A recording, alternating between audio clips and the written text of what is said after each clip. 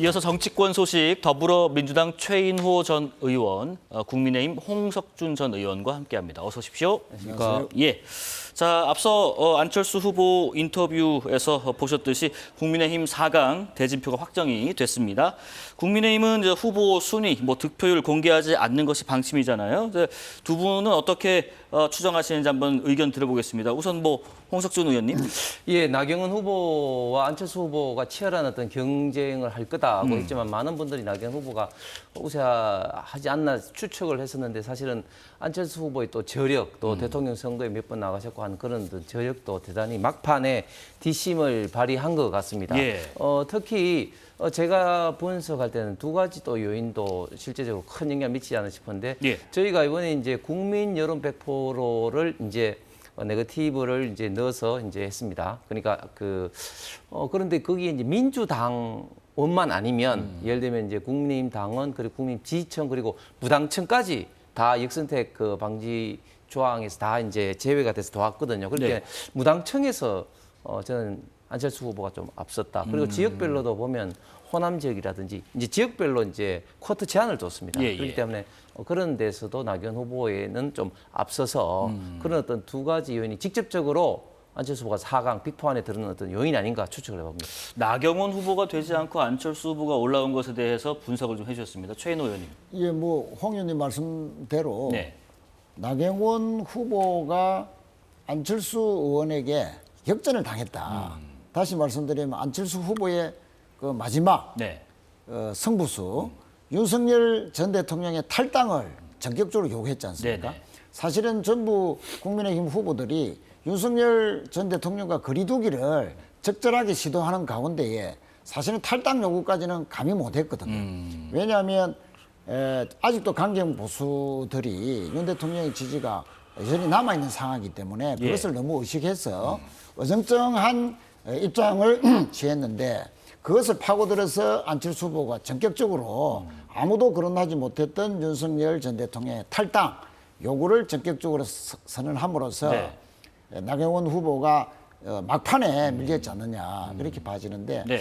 사실 안철수 후보가 이렇게 4강에 들어갔던 이유는 근본적으로 보면 국민의힘 지지자들 사이에서도 여론의 변화가 있는 것이다. 즉 탄핵에 찬성했던 파, 탄핵에 반대했던 파 각각 2명씩 올린 것은 어떻게 보면 전략적 선택으로 봐야 되는데 네. 그 전략적 선택의 배경에는 이 국힘의 지지자들이 윤 대통령에 대한 탄핵 찬성에 대해서 그동안 좀 부정적이었던 분들도 네.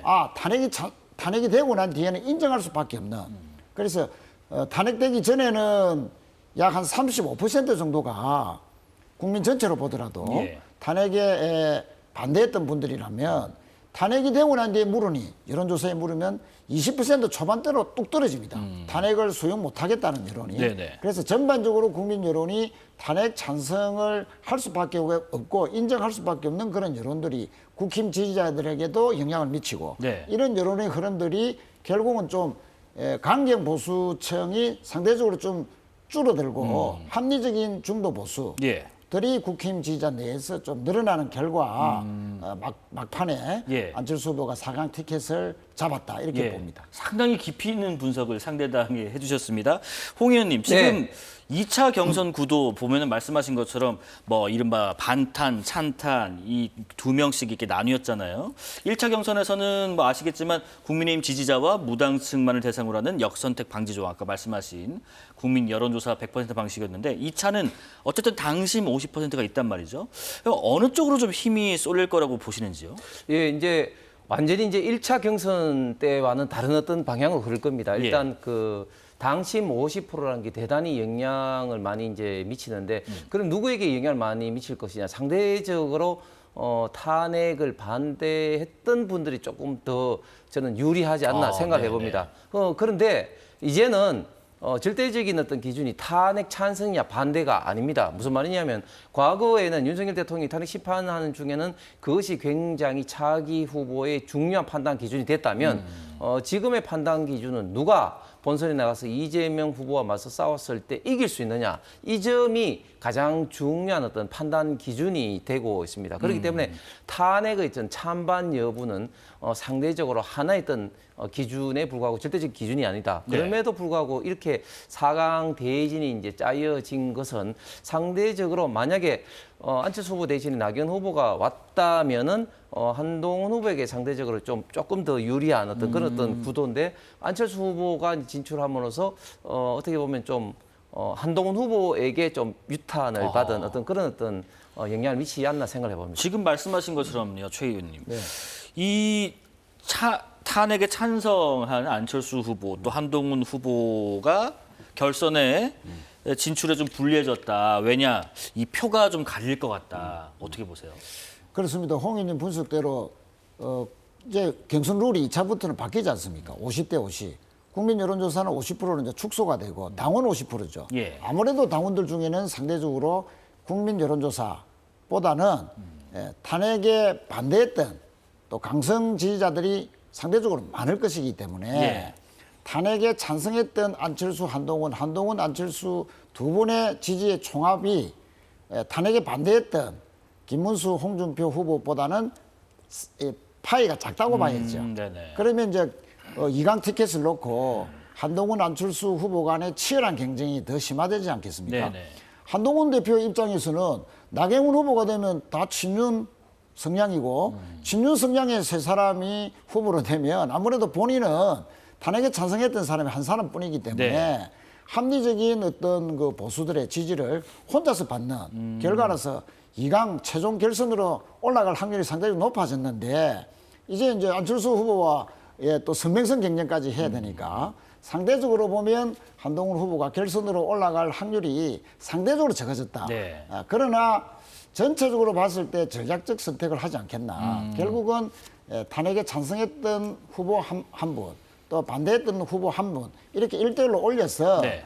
결국은 결선을 치르게끔 네. 그렇게 선택하지 않겠나 이렇게 봐집니다. 한번 보겠습니다. 그래서 나경원 네. 후보의 탈락으로 사실은 한동훈 후보가 좀 뭐 폭탄까지는 아니더라도 상당한 좀 뭐랍니까? 유탄 정도 가나요? 네. 유탄보다는 좀 큰 그런 타격을 좀 입었다 이렇게 볼 수 있겠습니다. 알겠습니다. 4강을 확정한 국민의힘 경선 후보들이 오늘 오후에 미디어데이, 두 번째 미디어데이를 열었는데 이 자리에서 후보들은 내일부터 이틀간 주도권 토론을 할 1대1 토론 상대를 선택을 했습니다.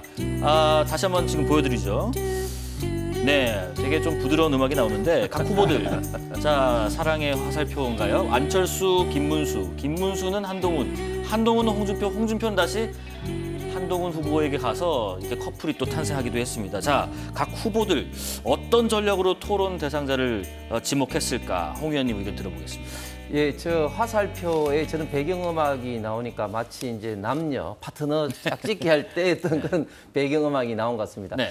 토론할 때 제가 생각하는 기준은 이 두 가지 기준에서 아마 파트너를 정하지 않았을까 생각을 합니다. 첫 번째는 자기가 토론을 통해서 조금 주도할 수 있는 조금 여러 가지 어떤 이슈를 가지고 좀 주도할 수 있는 어떤 파트너를 정해야 된다. 예를 네. 들면 한동훈 후보가 많이 이제 콜을 받은 것은 아무래도 윤석열 대통령과의 관계에서 어떻게 보면 우파 보수 진영의 어떤 배신자가 아니냐 뭐 이런 어떤 논리, 특히 비대위원장 시절에는 총선에 참패를 했고 그리고 본인이 당대표 시절에 대통령이 탄핵된 이런 어떤 책임론을 좀 강하게 좀 부각시키기 위해서 아마 이제 된 것 같고 네. 또 두 번째 이유는 상대적으로 그 분이 조금 강해야 됩니다. 강한 사람하고 토론을 붙어야지 어떤 자기 어떤 급도 사실은 이제 올라가게 이제 마련이거든요. 그렇기 때문에 좀 죄송한 말씀이지만 안철수 후보에 대해서는 아무도 지금 콜을 하지 않고 예. 상대적으로 급이 좀 높은 이제 김문수 후보에 대해서는 또 안철수 의원이 1차에서도 토론을 했습니다만은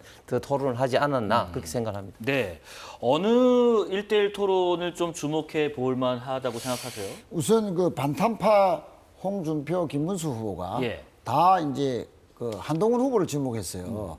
이것은 아마 찬탄파 중에서 안철수 후보보다는 한동훈 후보가 결선으로 올라갈 가능성이 높으니까 미리 좀 견제를 해서 예. 오히려 상대적으로 좀 뭐 쉽게 판단한다고 할 수 있는 안철수 후보에게 좀 유리하도록 하려는 그 의도가 있어 보이지 않나 이렇게 생각을 하고요. 예. 그런데 이제 한동훈 후보는 저 그림에서 보면은 홍준표 후보를 지목을 했는데 한동훈 후보는 결선으로 올라가려면 홍준표 후보를 제껴야 가능하다라고 판단하는 거 아니냐. 네. 그래서 한동훈 후보는 홍준표 후보의 어떤 그 친윤 성향 또 따라서 또 애매한 성향 또 필요하면은 뭐 명태균 게이트도 일부 질문을 함으로써 본선 올라가서 경쟁력이 없을 것이다 하는 그런 점을 집중적으로 부각하려고 지목했지 않겠나 이래 예. 가지고요. 김문수 후보가 한동훈 후보를 또 선택한 것은 결선에 만약에 한동훈 후보가 올라오더라도 그 정치 경험의 일천이라든지 특히 그 윤 대통령과의 어떤 불화와 갈등이 계엄의 원인이 된 거 아니냐. 예. 뭔가 여당 대표 시절에 성과는 없으면서 계속 갈등만 일으키고 정치력이 부재했던 이런 점을 집중적으로 부각을 하면서 뭐 정치 경험의 일천과 배신자론 이것으로 좀 집중적으로 견제해서 네. 결선으로 오지 못하게 하려는 뭐 이런 공격적인 질문을 하지 않겠나 이래 빠집니다. 예, 향후 국민의힘 대선 경선 일정 잠깐 좀 짚어보고 넘어가 보겠습니다. 우선은 뭐 말씀드린 것처럼 4인 경선 진출 이미 했고요. 후보자 토론회 주말 사이에 거쳐서 2인 경선 진출자가 가려지게 됩니다. 5월 3일에 최종 후보가 선출되는데 그 사이에 이제 29일 최종 결선에 진출할 2명의 후보 선출 과정에서 한 후보가 득표율 과반을 하면 최종 결선 없이 그대로 최종 후보에 선출이 되는데 혹시 홍 의원님 이미 네. 과반 득표하는 사람이 나올 수도 있을까요?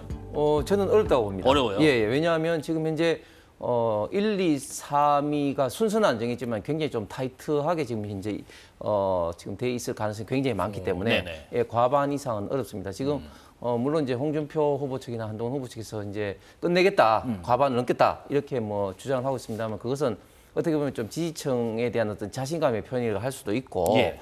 오히려 김문수 후보 같은 경우는 그런 어떤 이야기를 안 한 것 자체가 어떻게 보면 반대로 조금 여유 있는 그런 어떤 표정을 뭐 나타내고 있는 것 같습니다. 어쨌든 저는 과반으로 끝내지는 않을 것 같고 그리고 또 이렇게 되면 결선이 있게 되는데 결선으로 과연 누가 어떤 조합으로 되느냐 따라서 또한 크게 한번 또 요동칠 거다. 그러니까 이 4강에서 누가 1등 했냐, 2등 했냐가 사실은 이제 큰 의미가 없을 수가 있다. 왜냐하면 이제 결선에 가서는 완전히 또 새로운 어떤 구도에서 1대1 싸움이 되기 때문에 앞으로도 참 굉장히 좀 예측 불허의 흥미진진한 어떤 그런 어떤 결과가 도출될 수 있을 것 같습니다. 예. 민주당 얘기해 보겠습니다. 민주당 경선 후보들 오늘 두 번째 TV 토론에 나서고요. 또 이제 오늘부터는 민주당 텃밭이라고 할 수 있는 호남권 경선도 시작이 됩니다. 최 의원님, 지금 호남에서도 그리고 TV 토론 두 번째 이후에서도 이재명 후보가 크게 앞설까요? 그렇습니다. 뭐 충청권, 영남권 하면서 거의 예. 이제 90%에 가까운 득표를 했었고요. 특히 그 영남권에서는 투표율 자체가 70%가 넘었습니다. 이것은 아주 경이로운 그 투표율인데 네네. 이것은 이재명 후보에 대한 어떤 지지와 관심이 얼마나 높은가에 대한 그 반증하는 그런 투표율이라고 보고요. 그건 상당히 이제 고무적이다라고 평가를 할 수가 있습니다. 네. 특히 그 충청권과 영남권을 돌면서 지역 발전 공약, 특히 균형 발전과 관련된 공약들이 큰 호응을 얻었습니다. 충청권에서는 행정 수도 이전에 따르는 대통령실의 이전을 로드맵을 제시했고 특히 그 국회 분원은 예. 임기 중에 반드시 완공시키겠다는 그 의지를 밝혀서 상당히 호응을 얻었고요. 특히 부울경 영남권에서는 부산에 해수부를 이전시키겠다. 또 해사법원을 부산에 설립하겠다 하는 등의 그 파격적인 공약을 했는데 오늘 부산일보에 따르면 리얼미터가 18일에서 19일 사이에 실시한 여론조사에서 부산에서조차도 49.5%라는 국민의힘 모든 후보들을 압도하는 예. 그런 그 여론조사 결과도 나온 바가 있습니다. 그래서 자타가 공인하는 유력한 대통령이 될 가능성이 높은 이재명 후보의 한마디 한마디 또 어떤 그 하나하나의 공약에 얼마만큼 그 지역민들이 많은 관심을 보이는가 반응을 하는가가 예. 지금 나타나고 있다. 네네네. 그래서 경선의 효과가 이렇게 나타납니다. 그래서 호남도 이런 부분에서 전통적으로 우리 당의 뿌리라고 할 수도 있죠. 그래서 호남에서도 정권 교체를 위해서는 가장 경쟁력 있는 이재명 후보에게 힘을 실어주자 예. 하는 그런 그 심리가 전격적으로 다 발휘될 것이기 때문에 호남에서도 압도적인 승리가 예상된다 이렇게 볼 수 있겠습니다. 한 가지 추가 질문 좀 드려볼게요. 그런데 앞선 1차 토론회 국민의힘하고 또 비교했을 때 화제성이 좀 떨어지는 것 아니냐. 예를 들면 지금 뭐 산무다, 무난하고 무미하고 무감동이다 뭐 이런 일부 평가도 있습니다. 어떻게 생각하세요? 그런데 이제 물론 뭐 국민의힘 후보들은 또 어떤 강으로 강중약으로 따지면 강으로 분류될 수 있는 후보는 거의 없지 않습니까? 아직도 다자대결 구도에서 10%가 넘어가는 후보는 아직 없거든요. 네. 다 한 자리 숫자로 머무는 중 후보들이 이제 4강 진출을 했는데 그러나 이재명 후보가 워낙 이제 그 압도적으로 40%에 가까운 다자대결 구도에서도 지지율을 보이고 있기 때문에 네. 다소 뭐 싸움이라는 측면에서 보면 흥미가 없을지는 몰라도 그러나 아까 말씀드렸듯이 어떤 유력한 대통령 후보로서의 어떤 공약이 상당히 좀 어필을 하고 있다. 예. 또 공감을 얻고 있다. 관심을 받고 있다는 측면에서는 네. 그런 측면에서 분명히 효과가 있는 것이고 특히 오늘 또 조현 CNI가 에너지 경제신문에 의뢰를 받아서 이거는 19일에서 21일 사이에 예. 1,200명의 국민들이 참여했는데 여기는 모든 국힘에 예상되는 후보 한덕수 대행까지 포함했는데도 불구하고 모두 2배 이상 그리고 50%, 52%를 기록하는 네. 압도적인 그 우위를 보이고 있습니다. 그래서 알겠습니다. 뭐 재미는 다소 흥행이 떨어질지는 모르지만 이재명 대표의 어떤 경선을 치르면서 지지도는 훨씬 더 올라가는 네. 그런 그 효과는 분명히 있다라고 예. 말씀드리겠습니다. 홍 의원님, 네. 그 이재명 후보는 근데 조용한 경선 활동을 좀 이어가는 것 같아요. 정책 공약 같은 경우에는 SNS를 주로 활용하고 있고. 그런데 지금 이재명 후보가 보수 논객들과 비공개로 회동한 것들이 나오던데 예를 들면 조갑재 대표 같은 경우는 직접 보니까 명랑한 사람이더라 이런 평도 했다고 하고요. 또 하나가 이 후보가 이 자리에서 장관은 뭐 보수냐 진보냐 안 가리고 일 잘하는 분을 모시려고 한다. 이 종합적으로 봤을 때 이 어떤 행보로 우리가 해석해야 될까요? 예, 이재명 후보가 그 민주당은 중도 보수 정당이라고 이야기를 했지 않습니까? 예. 그렇게 함으로써 좀 더 이제 중도에 또는 일부에는 또 뭐 그 보수에 다가가려는 그런 어떤 움직임의 저는 일환이라고 봅니다. 근데 과연 이재명 후보의 어떤 말을 믿을 사람이 있는지는 저는 잘 모르겠습니다. 근데 어쨌든 지금 현재 그 민주당의 경선을 보면 뭐 이게 뭐 재미가 없을 수밖에 없는 게 너무 뭐 지금 이제 지지율에 있어서도 이재명 후보가 지금 이제 90% 돼서 거의 사실상 민주주의 국가에서는 없는 공산당식 지금 이제 투표율을 지금 보이고 있고 특히 굉장히 이재명 후보는 이번에 경선을 이제 치르면서 이미지의 어떤 세탁을 위한 어떤 그런 게 아닌가 싶습니다. 그래서 어떻게 보면 경선에서 저는 그런 장면을 처음 봤는데 후보가 말을 하다가 상대방 후보가 말을 하다가 이제 시간이 끊어지니까 4시간 더 쓰세요. 뭐 이런 식으로 이제 이야기하는 거의 뭐 초등학교 학예 수준의 그런 어떤 경선을 계속해서 보여주고 있는데 그렇다 하더라도 이재명 후보가 갖고 있는 본래 어떤 여러 가지 어떤 부정적인 이미지가 저는 국민들에게 그대로 좀 남아 있을 수밖에 없기 때문에 이미지 세탁은 그렇게 성공할 수가 없을 것 같고 지금 이재명 후보가 여론조사상 물론 앞서고는 있습니다만 그러나 또 다른 어떤 여론조사 즉 지금 대한민국에서 대통령이 돼서는 안 돼야 되는 압도적인 1위도 이재명 후보입니다. 선거를 하다 보면 모르는 사람들의 내지는 중도층의 지지를 받는 것도 상당히 이제 노력해야 되겠지만 그보다도 훨씬 더 어려운 게 소위 말해서 거부층, 즉 비토층에 어떻게 보면 좀 지지를 끌어내는 건 거의 불가능하거든요. 그렇기 예. 때문에 이제 국민의힘 최종 후보가 결정이 되고 나면은 완전히 이제 새로운 어떤 판으로 이제 전개가 될 수밖에 없다. 네. 뭐 그렇게 예측을 합니다. 예, 뭐 이미지 세탁 또 이재명의 적은 이재명이다라는 말씀도 하셨습니다. 근데 좋은 걸 또 좋게 봐주시면 예. 좋겠고요. 또 시간을 양보하고 또 따뜻한 이미지, 포용의 이미지, 또 지지율이 격차가 아주 많이 납니다만 상대 후보의 정책이라든지 또 정견이라든지 이런 부분에 귀를 기울이는 이재명 대표. 그래서 포용, 안정, 또 통합, 경청 뭐 이런 이미지를 부각하는데 나름 기여를 했다고 보고요. 예. 국민의힘도 뭐 저희 당 경선을 그렇게 평가하지만은 사실은 국민의힘 경선이야말로 한덕수 차출론 때문에 지금 국민의힘 경선이 중결성이다. 최종적으로 국민의힘 후보가 한 분으로 결정되어 봤자 또 한덕수 대행이 출마를 하버리면 오히려 지금 지지도에서 한덕수 대행이 조금 더 나오는 여론조사도 있지 않습니까? 예. 그래서 결국은 국민의힘 후보가 최종 뭐 범보수 후보가 될지 안 될지도 모르는 뭐 그런 초반부터 한덕수 차출론 때문에 심지어 국민의힘 의원들조차 한덕수 대행에게 쫓아가서 출마해달라고 요구하는 등 스스로가 이렇게 경선을 재미없게 만들고 김이 빠지는 그래서 저는 국민의힘 경선이야말로 김이 많이 빠진 김팍세 경선이다. 김팍세. 예, 그런 뭐 평가를 좀 해드리고 싶습니다. 밀고 계시는 신조어세요, 김팍세? 예, 요즘 좀 만들고 있습니다. 자, 이런 가운데 이재명 후보의 공직선거법 위반 사건, 대법원이 이례적으로 속도를 내는 모습이라고 합니다. 전원합의체 회부하고 바로 심리에 들어갔고요. 이틀 만에 내일로 두 번째 기일을 지정을 했습니다. 경우의 수를 지금 뭐 몇 가지 보고 있는데요. 일단 상고를 기각하면 무죄로 재판이 끝나고 만약에 파기환송 다시 돌려보낼 경우 서울고법이 다시 심리를 해야 합니다. 또 이건 가능성이 뭐 희박하다는 게 중론이지만 대법원이 중대한 법리상 문제가 있다고 판단하면 자체 선고를 하는 이 파기 재판도 있기는 합니다.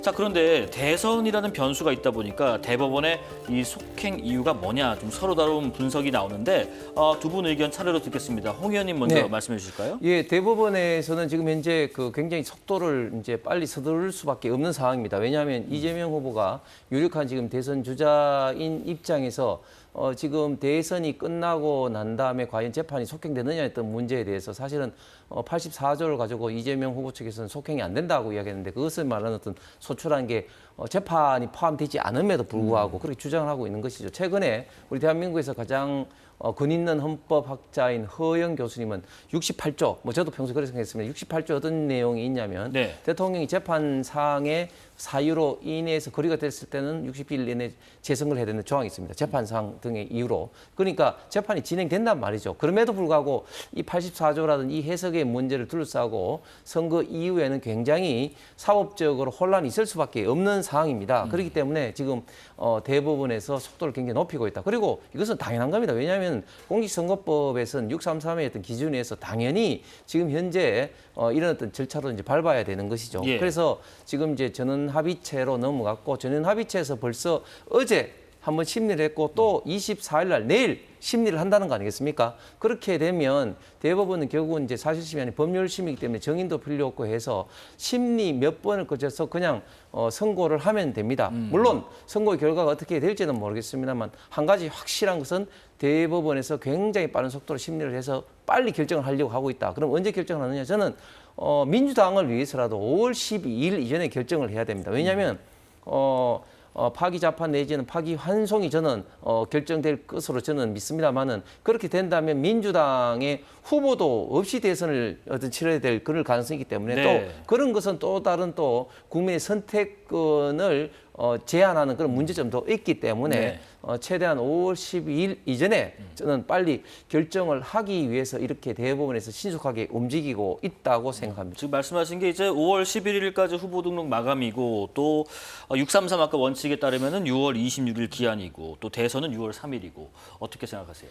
예, 조희대 대법원장이 예. 신년사를 통해서 633 원칙은 훈시가 아니고 강행 규정이다라고 강조를 한 바가 있습니다. 네. 뭐 그에 따라서 당연히 633 원칙에 맞게끔 지금 재판을 신속하게 하겠다. 그건 뭐 저희들은 존중합니다. 다만 그 3심의 결과를 파기 재판부터 잠시 살펴보면요. 지금까지 30년간의 파기 재판이 6건 정도가 있었는데 예. 유죄가 무죄로 된 경우가 대부분입니다. 즉 다시 말씀드리면 2심에서는 이 사람이 유죄로 봤는데 범인이 그 중간에 3심 하면서 잡혀버린 거예요.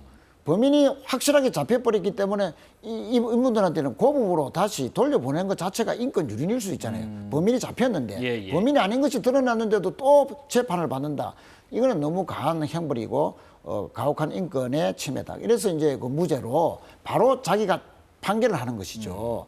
그런데 무죄가 다시 유죄로 되는데 파기 재판한 경우는 한 번도 없습니다. 그래서 가능성이 제로라는 말씀을 예. 드리고요.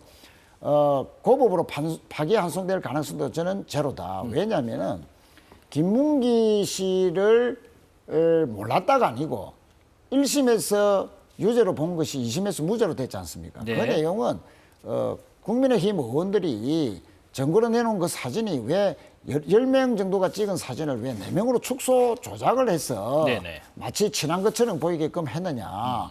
또 그 사진은 골프를 친 뒤의 사진이 아니다라고 했을 뿐입니다. 그런데 그 1심에서 5심이 2심에서 완전히 뒤집어졌고 무죄로 됐기 때문에 네. 이거는 대부분에서도 이거 자체가 무죄로 그래도 판결이 그대로 인정될 것이기 때문에 속도가 633 지켜진다 하더라도 네. 이재명 후보는 무죄가 확실시 된다라고 자신 있게 말씀드릴 수 있겠습니다. 예, 다음 주제 얘기 나눠보겠습니다. 한덕수 대통령 권한대행이 한미 2+2 통상 협의를 앞두고 한미 동맹을 상징하는 평택의 한미 연합사령부를 찾았습니다.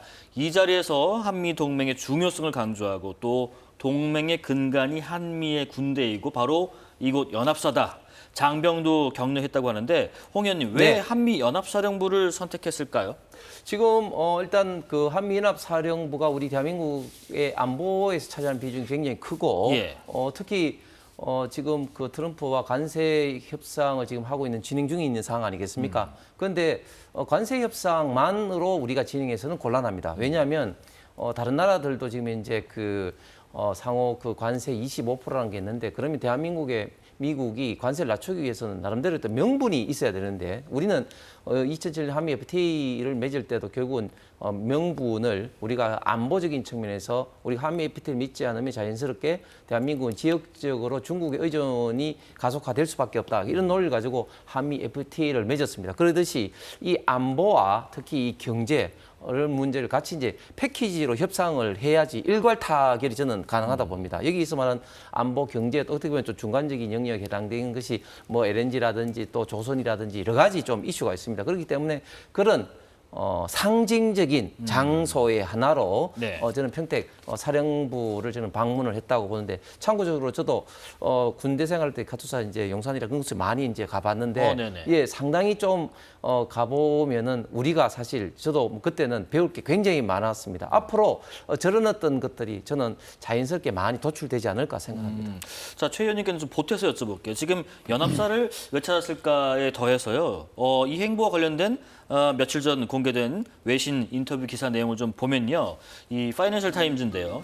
한 권한대행이 아직 안보를 논의할 명확한 틀이 없다고 강조했지만 이 사안에 따라서 이 주한미군 분담금, 한미 방위 분담금 협정을 재개할 의지가 있음을 시사했다 이런 보도가 있었는데 이게 이제 이미 지난해 바이든 전 행정부하고 2030년까지 한국이 낼 분담금 협정을 마친 것으로 알고 있는데 이 왜 협상의 여지를 남긴 듯한 발언을 했을까 궁금합니다. 지금 한덕수 대행이 정말 가분하게 부당하게도 대통령 노름을 하고 있다. 대행은 대행일 뿐입니다. 예. 현상 유지하면서 다음 정부가 이제 45일 후면은 탄생을 하게 되는데 네. 안정적으로 대선 관리해서 다음 정부가 인수위도 없는 정부이기 때문에 바로 바톤을 이어받아서 국정에 전념할 수 있는 분위기를 조성해야 됩니다. 그런 차원에서 뭐 한미연합사도 방문해서 동맹을 강조할 수도 있고 또 민생을 챙기는 행보를 할 수도 있는데 대권 출마에 대해서는 글쎄 노코멘트 마치 나올 수도 있다는 여러 가지 뉘앙스를 풍기면서 네네. 저는 행보를 하고 또 심지어 전국을 돌면서 하나 식당에 가서 손글씨를 쓰면서 마치 대권 후보가 이미지 연출을 하는 그런 장면을 연상케 하는 그 사실상의 대권 홍보를 하면서 지금 대권 노름의 절기이다. 네. 뭐 그런 부분에서 상당히 저희들은 부적절한 행보다 이렇게 알겠습니다. 생각하고요. 예. 경제협상도 마찬가지입니다. 지금 경제협상을 할 때 포괄협상을 할 것인지 개별협상을 통해서 할 것인지 아직 정해진 바가 없습니다. 네네. 방위비 분담이라든지 국방 분야와 또 경제협상 또 경제협상 안에서도 또 여러 가지 LNG 문제라든지 조선 문제라든지 우리가 유리한 부분도 있고 또 불리한 부분도 있지 않습니까? 네네. 그래서 국방이나 외교, 경제 문제를 한꺼번에 포괄적으로 하는 것이 우리에게 유리한 협상이 될 것인지 아니면 개별로 해서 각각의 또 따내는 것이 유리한 협상이 될 것인지 그것조차도 지금 경제 외교팀에서 합의를 보지 못한 상황이거든요. 네. 그리고 대행은 대행일 뿐인 분이 리더십이 민주적 정당성에 결여된 분이 저렇게 저 경제 협상까지 마치 지휘를 해서 마치 성과를 내려고 하는 이런 과도한 행보야말로 예. 무책임한 것이고 본인의 지위를 훨씬 더 넘어서는 월권 행위를 지금 하고 있다. 저희들은 그래 보고 있습니다. 뭐 최근 한덕수 대행의 행보 여러 가지 지금 평가를 해주셨는데 내일요 국회 본회의에서 추가 경정 예산안 시정 연설이 있는데 대통령 권한대행이 이 시정 연설을 하는 것 1979년 최규화 당시 권한대행 이후에 46년 만이라고 하는데 여기에 대해서 어떤 의견이신지 두 분 의견 좀 들어볼게요. 홍 의원님. 예, 저는 뭐 당연히 해야 된다고 봅니다. 예. 또 민주당 같은 경우는 하지 않으면 또 하지 않는다고 아마 이야기를 할 겁니다. 저는 권한 대행으로서 당연히 헌법상 그 의무인 예산 편성에 대해서 국회에 와서 이제 설명을 소상히 해야 되는 것이고 특히 권한 대행이 지금 현재 예를 들면 북한으로부터 있던 위협이라든지 이런 어떤 안보적인 이슈가 있으면 당연히 대응해야 되는 거 아니겠습니까? 국가 원수로서. 그리고 지금 현재 한미 FTA 협상이라든지 지금 현재 관세 협상 뭐 여러 가지 협상에 대해서 하지 마라. 이야기하는 것이야말로 저는 민주당이 어느 나라 정당인지 모르겠습니다. 이런 것을 자꾸 정쟁용으로 해서는 안 된다. 잘하신 것처럼 한덕수 권한 대행은 대한민국 최고의 어떤 통상 전문가입니다. 그렇기 때문에 미국에서 5개 나라를 지금 이제 우선 협상국으로 탁 찍었지 않습니까? 영국, 인도, 호주, 일본, 한국을 딱 찍어서 협상을 하자고 이야기를 하고 있는데 나 임기 얼마 안 남았으니까 협상 안 할래요. 이렇게 이야기하는 걸로야말로 무책임하는 것이고 그리고 지금 이것이 다 끝나는 건지 안 끝나는 건지 저는 뭐 100% 끝날 수는 없다고 봅니다. 그래도 지금 이제 일반적인 어떤 대원칙을 지금 현재 미국과 어떤 그 원칙을 합의를 하는 것은 굉장히 의미가 있는데 네. 이걸 가지고 협상을 하지 마라 하는 것이야말로 저는 민주당이 대단히 어떤 무책임한 것이다. 그리고 이 협상의 결과를 가지고 만약에 한덕수 권한 대행이 좋은 평가를 받아서 뭐 대통령 뭐 선거에 나갈 수도 있고 안 나갈 수도 있는 것이겠죠. 그런데 그것 때문에 협상을 하지 마라 이런 것이야말로 저는 민주당이 어떤 국익보다는 어떤 정쟁용으로만 지금 현재 국가적 사무를 접근하고 있다고 생각합니다. 예, 시간이 많이 남진 않았네요. 최 의원님.